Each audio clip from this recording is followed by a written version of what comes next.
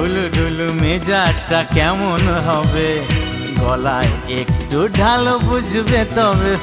বাবা কি বুঝলে? এই সাদা কালো দুনিয়াটা দেখবে রঙিন, এমনই কামাল করে এই আলাদিন। বিষ্ণয় অমৃত জানবে। এই ধাক্কা দিও না, পড়ে যাবে।